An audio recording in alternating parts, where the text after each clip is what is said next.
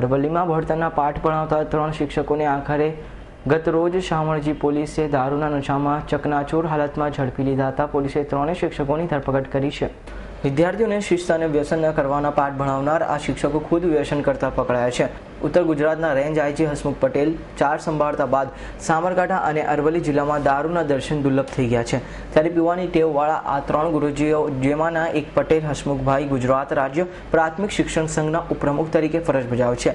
તેઓ પણ રાજસ્થાન બોર્ડરે જઈને દારૂની મહેફિલ સર્જાઈ આવ્યા, પણ વળતા ચાણક્ય શિક્ષક કવિ સાધારણ નહીં હોતા વાક્યને સાર્થક કરતા આ અસાધારણ શિક્ષકો મદમસ્તીમાં પોલીસની જપ્તે ચડી ગયા અને 3 શિક્ષકો સામે પોલીસે કાયદેસરની કાર્યવાહી હાથ ધરી છે. ગઈકાલ તારીખ 25/4/15ના રોજ રાતના અમે રતનપુર વાહન ચેકિંગ કરતા હતા. દરમિયાન રાજસ્થાન તરફથી એક કોરોલા ગાડી નંબર GJ1HM 4546ની આવતો, જેમાં ચેક કરતા 3 ઇસમો બેઠેલા હતા.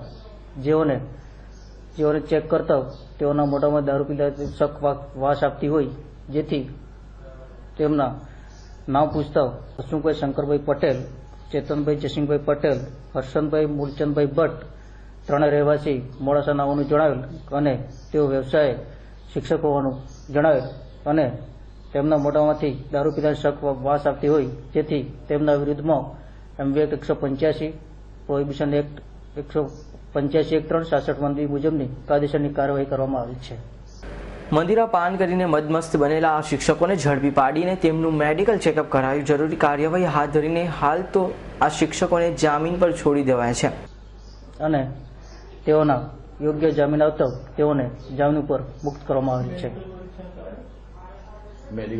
અને તેઓનું મેડિકલ પણ ચેકઅપ પણ કરવામાં આવેલ છે.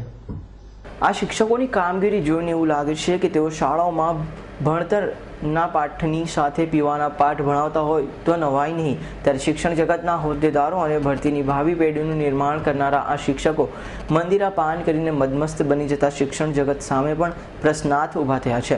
અલ્પેશ રાઠોડનો રિપોર્ટ, S9 ન્યૂઝ, અરવલ્લી.